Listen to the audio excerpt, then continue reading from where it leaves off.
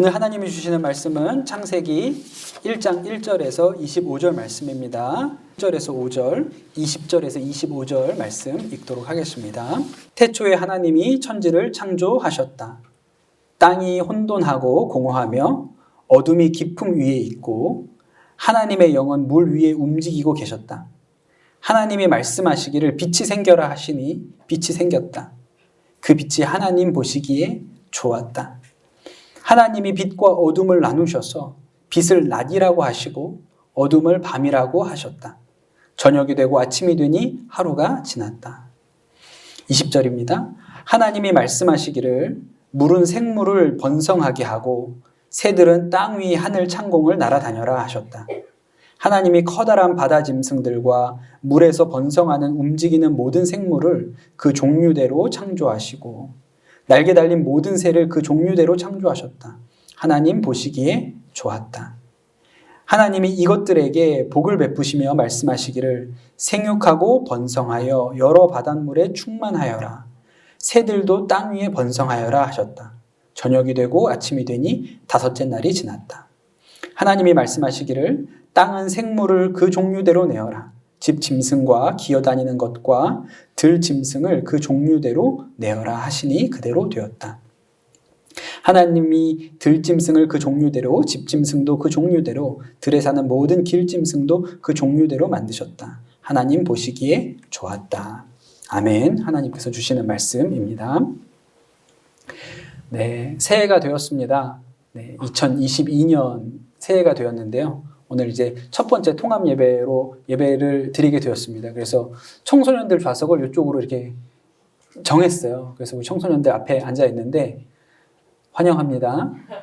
네, 긴장하지 마세요. 네, 물거나 해치지 않습니다. 네, 그냥 앉아만 계시면 돼요. 네, 우리 어린이들은 요 앞에 앉혔거든요. 네, 요 앞에 앉혔어요. 여러분을 배려해서 여러분을 가운데 앞에 앉으라고 그러면 너무 싫어할 것 같아서 사이드로 뺐습니다. 예, 그러니까 여러분 너무 싫어하지 마시고 예, 우리 앞으로 이렇게 예배 드리도록 할게요. 만약에 불만이 있으면 자리도 여러분의 의도에 여러분의 기쁘신 뜻에 따라서 이동도 가능하겠습니다. 의견을 모아보세요. 네, 2022년 새해가 되었는데 이제 새해에는 창세기를 여러분과 강해하려고 합니다. 창세기를 강해한다는 말은 창세기를 1장부터 순서대로 같이 읽어 나가겠다는 이야기입니다. 말씀을 통해서 주일마다 창세기 본문으로 말씀을 전하겠습니다. 창세기가 아주 긴 성경이기 때문에 중간에 이렇게 다른 이야기를 하게 될 때도 있을 것 같아요. 중간중간에 다른 주제 설교가 들어갈 때도 있겠는데 그러나 창세기를 처음부터 끝까지 읽어가는 형태로 주일 말씀 전하도록 하겠습니다. 네, 한 해가 지나서 2022년이 되었어요. 좀 특별한 해라는 생각이 듭니다. 같은 숫자가 3번 반복되는 해를 여기 계신 대부분의 분들은 또 살아볼 가능성이 없습니다. 다음번은 언제일까요? 2111년이에요. 네, 그러니까 혹시라도 우리 청소년들 중에 아주 장수하시는 분들, 그런 분들만 2111년을 살아보실 수 있겠죠? 우리 중에는, 여기 계신 우리 장년들 중에는 거의 없을 거라고 생각이 듭니다. 그런데 여러분, 우리 장년들은 사실은 3번 겹치는 해를 많이 살아봤어요. 그러기도 쉽지 않은데, 1999년도 살아봤고, 2000년도 살아봤죠? 그러다가 2022년 또 살아보게 되었습니다. 이렇게 시간이 흘러갑니다. 예, 정말 언젠지부터 알 수 없을 만큼 긴 시간이 이렇게 흘러왔어요. 그래서 사람들이 보통 마음의 관심은 생각 중에 하나는 이 시간을 거슬러 올라가면 마치 우리가 영상에서 거꾸로 돌아가는 장면들이 있잖아요. 그 거꾸로 돌리면 어디까지 가게 될까? 우리가 이렇게 생각을 하는데 과연 어디까지로 올라가게 될까? 시간을 거꾸로 돌리면. 이것이 옛날부터 사람들이 아주 궁금해하는 주제였죠. 근데 성경은 이렇게 가르쳐줍니다. 창세기 1장 1절에 태초에 하나님이 천지를 창조하셨다. 이렇게 시작해요. 여러분 같이 한번 해볼까요? 우리 청소년들도 같이 해봅시다. 태초에 하나님이 천지를 창조하셨다. 예, 이 정도는 알아야 돼요. 교회 다니면. 이거 모르면 절에 다닌다고 사람들이 손가락질 할 수 있어요. 예, 태초에 하나님이 천지를 창조하셨다. 이 성경의 첫 번째 말씀인 것이죠. 굉장히 많이 들어서 우리도 다 아는 말씀이에요. 이제 옛날에 여러분 우리 청소년들이 됐는데 초등학생들을 놓고 이 창세기 1장을 가지고 말씀을 전하면 이제 PPT를 딱 이렇게 띄워놓죠. 이렇게 화면을 띄워놓고 나서 거기에다가 이제 첫째 날 빛, 그 다음에 둘째 날 하늘, 셋째 날 육지와 바다 이렇게 그림을 보여주면서 설명을 해줬어요. 우리 청소년들은 아마 그런 교회 학교 초등학생 시절을 보냈을 거예요. 그러나 여기 계신 장년들은 그런 시대를 살아보지 못하셨죠. 우리는 그런 게 없었고 궤도라는 게 있었습니다. 옛날에. 궤도가 기억나십니까? 우리 청소년들은 그걸 왜 궤도라고 하는지조차 이해를 못할 거예요. 전지를 여러 장 묶어가지고 전지를 이렇게 한 장씩 넘겼죠. 뒤로. 첫째 장에 빛이 있고요. 뒷장으로 넘기면 거기에 이제 하늘이 나오고 뒷장 또 넘기면 그 다음에 뭐가 나오고 이런 식으로 했어요. 우리가 그런 식으로 이제 성경을 배웠고 혹시라도 여러분이 다니셨던 교회 전도사님이 아주 열정이 많고 부지런하시고 좋은 분이셨다면 융판을 들고 나오셨을 가능성이 있습니다. 융판 뭔지 압니까? 청소년들? 찍찍이라고 하죠. 찍찍이. 이렇게 융판을 가지고 나와서 하나씩 붙여가면서 여러분이 만약에 그런 설교를 들어보셨다면 그 전도사님은 굉장히 성실하시고 준비도 많이 하시는 분이셨구나 그렇게 받아들이시면 되겠어요. 융판에다가 이렇게 붙여서 해, 달, 별 붙이면서 이렇게 설명을 하셨죠. 그 시절에 우리가 초등학교 다닐 때까지만 해도 중요한 관심은 이 말씀에 대해서 중요한 관심은 몇째 날 뭐가 생겼냐는 거예요. 첫째 날 빛, 요거까지는 알아요. 근데 이제 둘째 날부터는 헷갈립니다. 하늘이 먼저 생겼고 그 다음에 바다와 육지가 생겼고 그 다음에 날짐승과 바다짐승이 생겼고 그다음 뭐 하여튼 이런 식으로 몇째 날에 뭐가 생겼나 그러고 말씀이 끝나고 나면 그런 걸로 퀴즈하고 몇째 날 새는 몇째 날일까요? 이런 거 물어보고 그런 게 우리의 중요한 관심사였어요. 그런데 이제 우리가 나이가 좀 들어서 청소년쯤 되면 창세기 1장이 우리에게 주는 의미에 대해서 생각을 좀 해볼 필요가 있습니다. 그냥 창세기 1장에 나온 거 하나하나씩이 아니라 그게 지금 우리한테 무슨 의미를 줄까? 그 말씀이 우리한테 무슨 의미를 줄까를 생각해 볼 수 있어야겠죠. 창세기를 누가 썼는지 아십니까? 우리 청소년들한테 물어볼게요. 창세기 누가 썼을까요? 역시 초등학생들과 다르군요. 모세가 썼다고. 대단해요. 창세기를 비롯해서 성경에는 모세가 쓴 책이 5권 있습니다. 그걸 어려운 말로 뭐라고 하죠? 너 정체가 뭐야?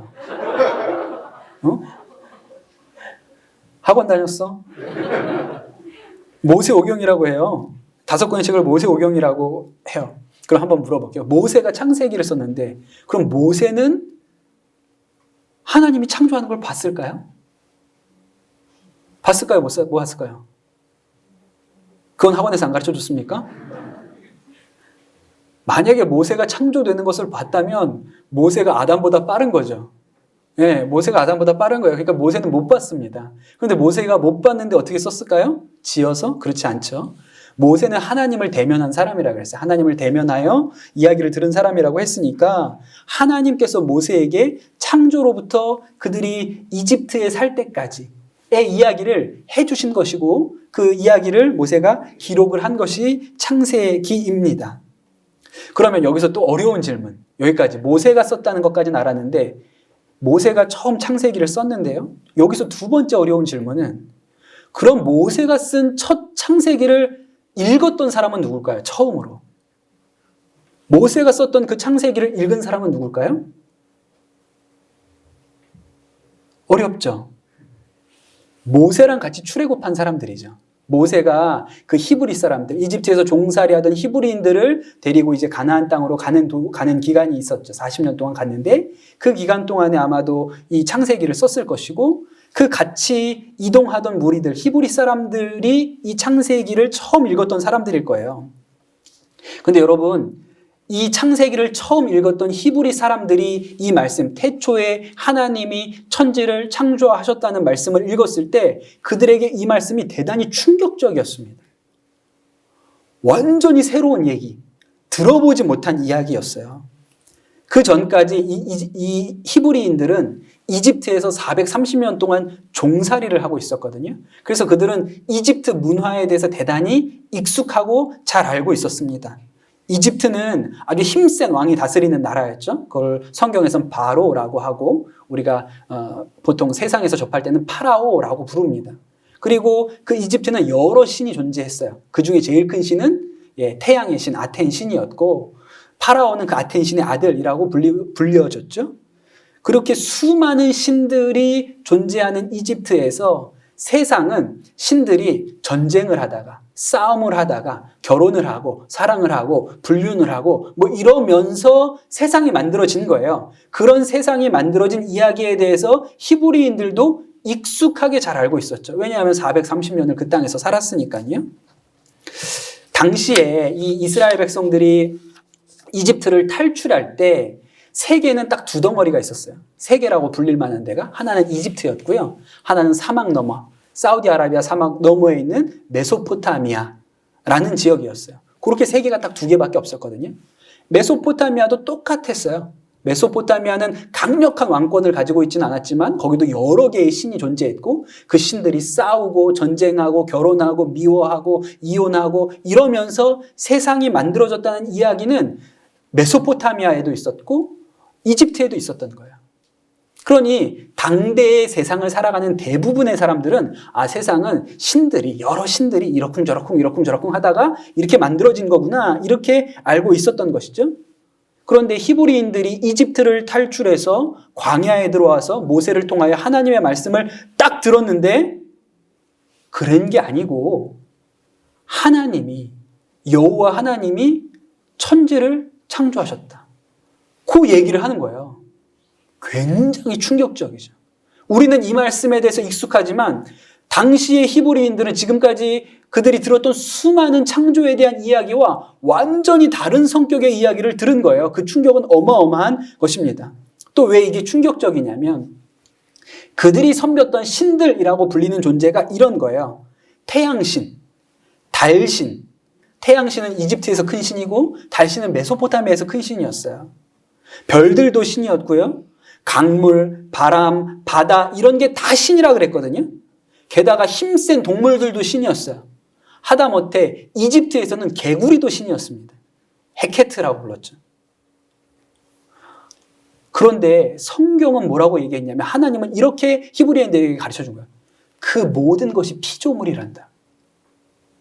그것들은 신이 아니야. 신은 오직 하나님 한 분이시고 나머지 세상의 모든 것은 하나님이 만드신 피조물일 뿐이야. 그 어느 것도 하나님이 될 수 없어.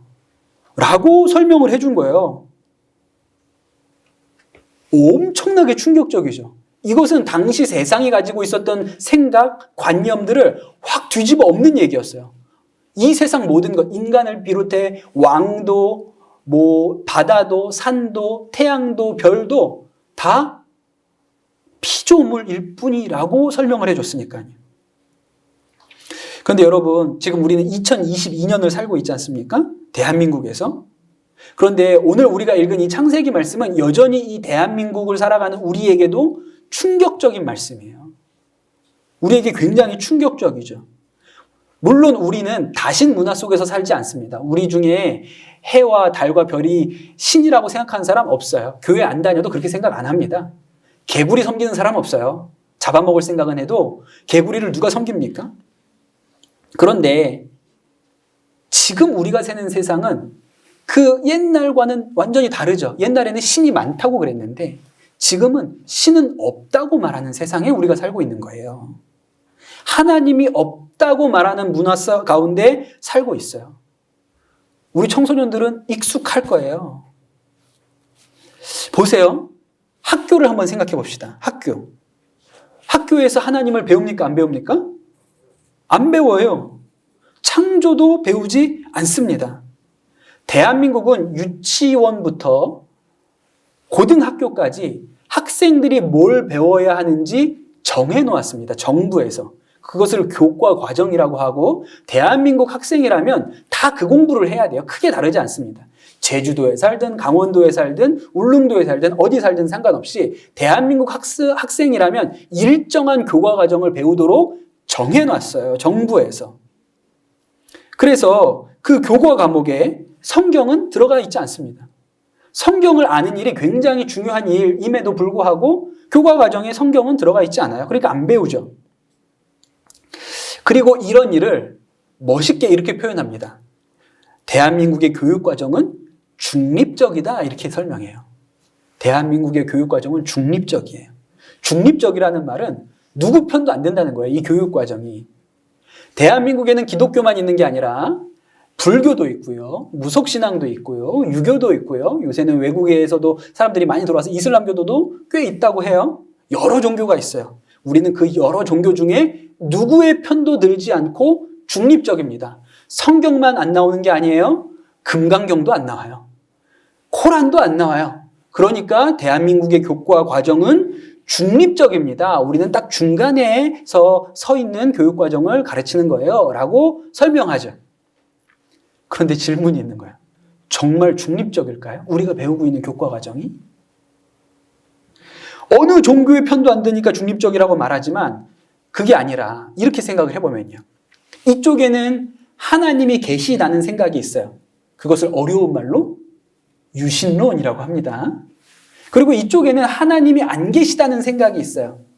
그걸 뭐라고 하죠? 무신론이라고 해요.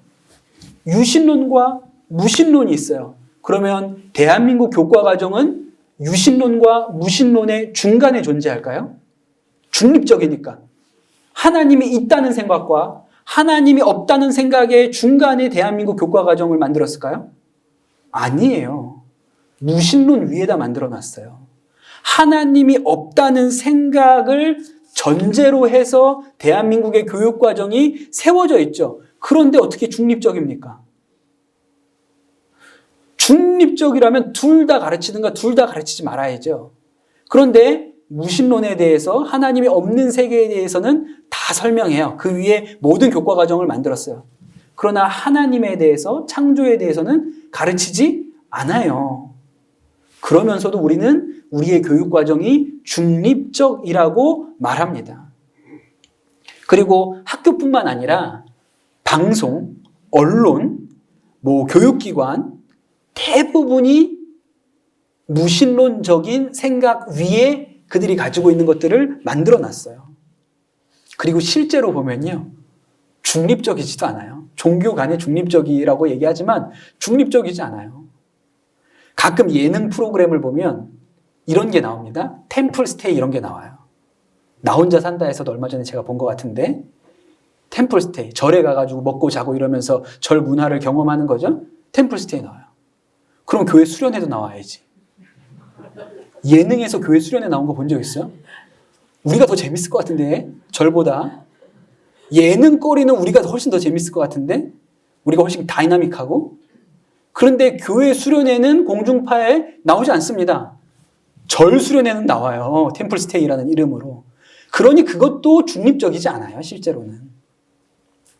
그런데 그것보다도 그렇기 때문에 학교에서는 성경을 가르치지 않고 태초에 하나님이 천지를 창조하셨다 이런 얘기 가르치지 않죠.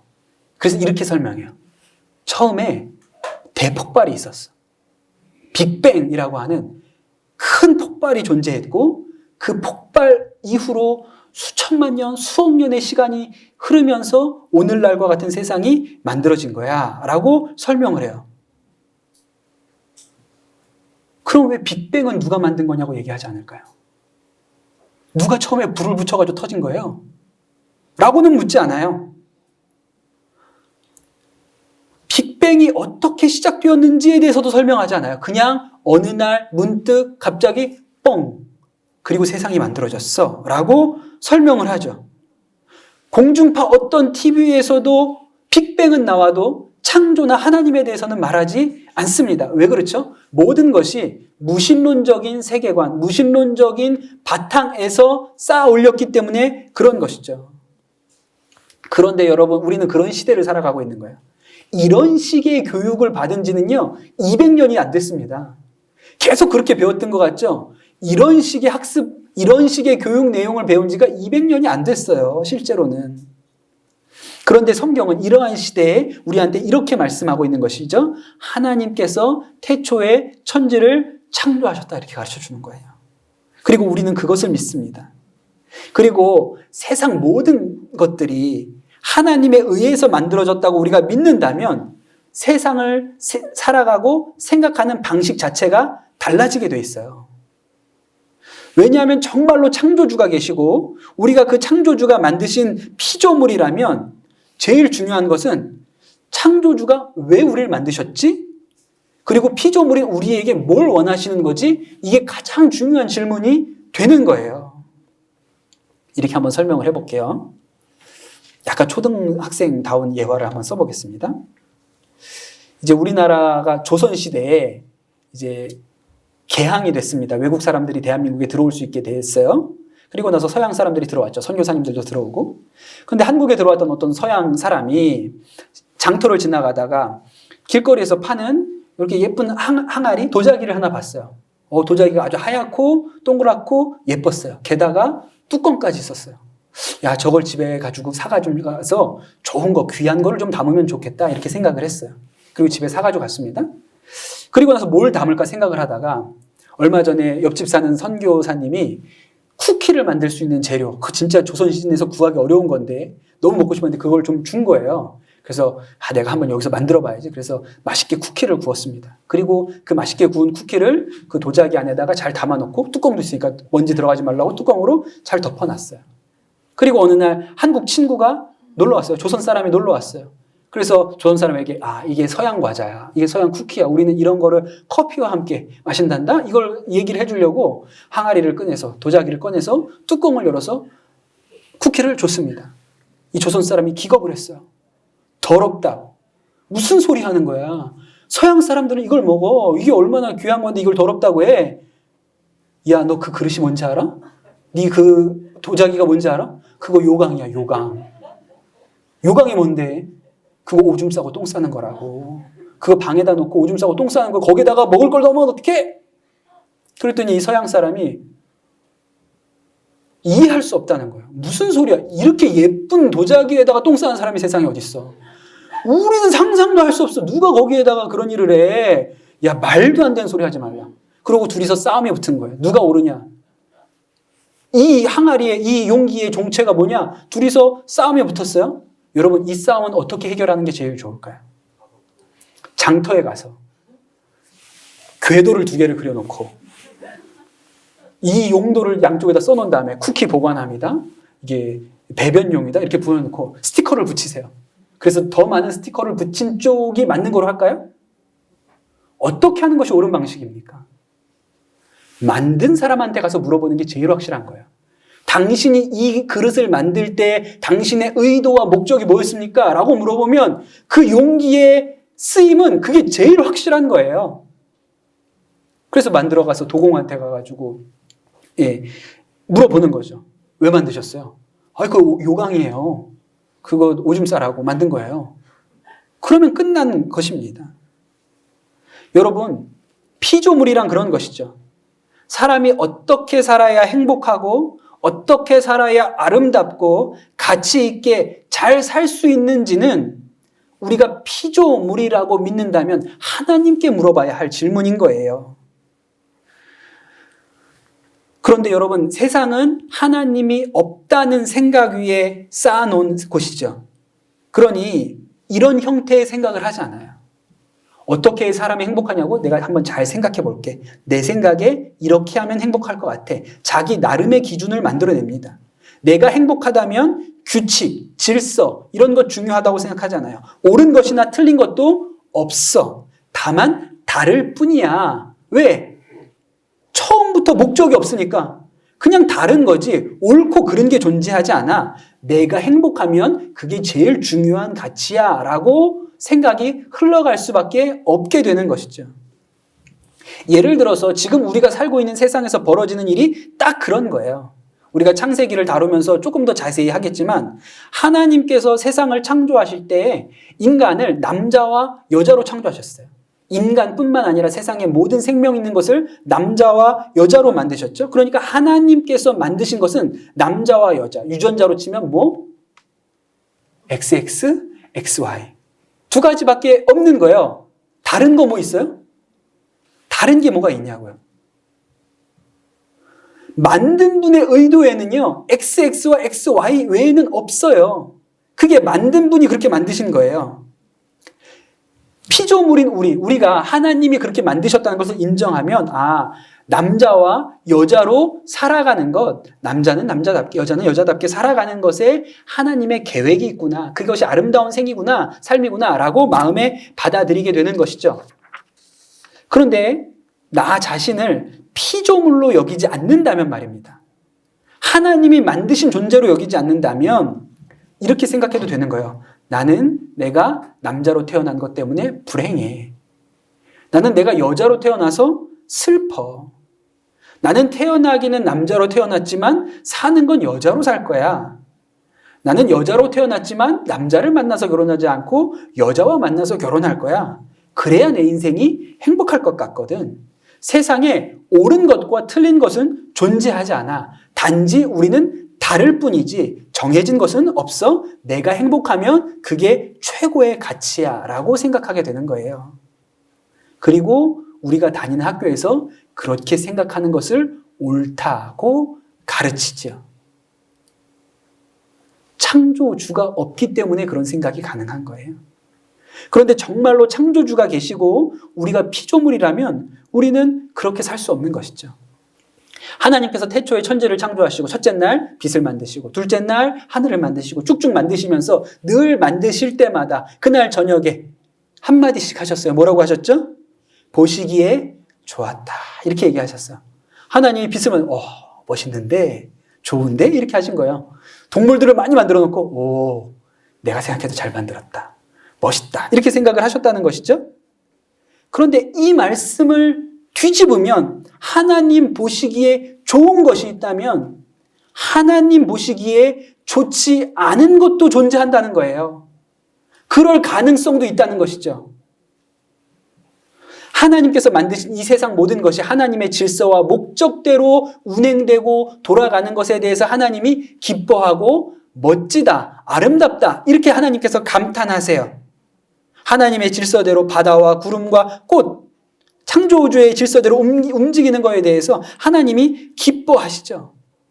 요강이 도공의 의도대로 요강으로 쓰이면 잘 쓰고 있구나 라고 도공 마음이 좋은 거예요. 그런데 그 요강에다가 음식을 담으면 이건 아니지, 내 계획이 그게 아니야 라고 생각할 거 아닙니까? 그런데 참 이상하게도 하나님이 가장 공들여 만드신 인간 만들어 놓고 보시기에 다른 것은 좋았다 그랬는데 인간만 심히 좋았다라고 말씀하시는데 그 인간만이 하나님의 질서를 거스를 수 있어요. 그러면 그것은 하나님 보시기에 좋지 않은 것이 될 수 있죠. 이렇게 살아도 되고 저렇게 살아도 되고 우리가 행복하다고 생각하면 이 방향으로 가도 저 방향으로 가도 상관없어. 너의 행복이 가장 중요한 가치야 라고 가르쳐주고 생각하게 하는 것이 옳지 않아요. 실제로 그것이 행복한 삶을 가져다 주지도 않습니다. 여러분, 하나님이 정말 우리의 창조주시라면 하나님 보시기에 좋은 대로 사는 것이 가장 가치 있는 삶이에요. 가장 아름다운 삶이고 그 삶이 가장 존귀한 삶이에요. 인간이 누릴 수 있는 가장 아름다운 삶을 하나님은 이미 계획해 놓으신 것이죠. 그리고 보시기에 좋았다. 앞으로도 내가 보기에 좋게 살아야지 라고 하신 거란 말이에요. 100몇십 년 전 러시아에서 공산혁명이라는 것이 일어났습니다. 이 공산혁명은 인간의 힘으로 모두가 행복한 그런 세상을 만들 수 있다는 생각에서 출발했어요. 그래서 모두가 평등한 세상을 만들어 보겠다라고 생각을 했어요. 멋있는 생각이죠. 부자와 가난한 자가 없는 모두가 평등한 세상을 만들어 보자. 그리고 그들의 생각에는 이런 세상을 만들려면 하나님은 필요 없어. 하나님은 없애야 이런 세상을 만나는 게 훨씬 더 좋아. 그렇게 생각을 했죠. 그래서 러시아가 공산화되고 러시아가 소련이 되면서 교회들이 다 폐쇄됐고 그 전까지 러시아에서는 학교에서도 성경을 가르치지만 성경 못 배우게 했어요. 그리고 그들이 잘 살아보겠다고 평등한, 누구에게나 행복한 세상을 만들어 보겠다고 엄청나게 노력을 했습니다. 1983년에 소련의 문학가인 솔제니친이라는 분이 그 템플턴 상을 받았어요. 그게 종교인의 노벨상이라고 불리는 거예요. 누굽니까? 한경직 목사님 받으셨던 그런 상을 받았는데, 그때 그 수상식 하는 시상식 자리에서 연설을 했는데 이렇게 연설을 했습니다. 50년 전이면 제가 아직 어렸을 때지만 여러 어른들이 모여서 러시아가 엄청난 재앙에 직면하게 된 까닭을 설명하는 걸 들었던 기억이 납니다. 사람들이 하나님을 잊어버렸어. 그래서 이 모든 일이 일어나게 된 거야. 그날로부터 오늘까지 근 반세기 동안 혁명이 진행되어 왔습니다. 무려 6천만 명이나 되는 인명이 그 과정에 죽임당했습니다. 그런데 그 혁명이 오늘날 철저하게 실패로 돌아간 요인을 가능한 정확하게 지적해달라는 요청을 받는다면, 저는 50년 전에 그 어른들이 내뱉었던 말을 반복하는 말 위에 다른 말을 덧붙일 수 없을 것 같습니다. 사람들이 하나님을 잊어버렸어. 그래서 이 모든 일이 일어나게 된 거야. 그렇게 연설을 하셨죠. 여러분, 우리는 피조물이에요. 우리의 능력은요, 그렇게 크지 않습니다. 인간이 대단해 보이지만 우리는 이 세상 만물에 비교하면 점 하나, 티끌 하나, 이 우주에 되면 그런 존재밖에 되지 않아요. 우리는 피조물로 사는 것이 우리에게 가장 복된 길입니다. 창조주를 섬기고 창조주의 계획과 질서 안에서 살아가는 길이 가장 아름답고 행복한 인생인 거예요. 그걸 굳이 돌아갈 필요는 없어요. 사랑하는 우리 선한목자교회, 강남 선한목자교회 모든 성도님들, 여러분, 우리가 새해를 시작하면서 이 창조주 앞에 나아가시게 되기를 축복합니다.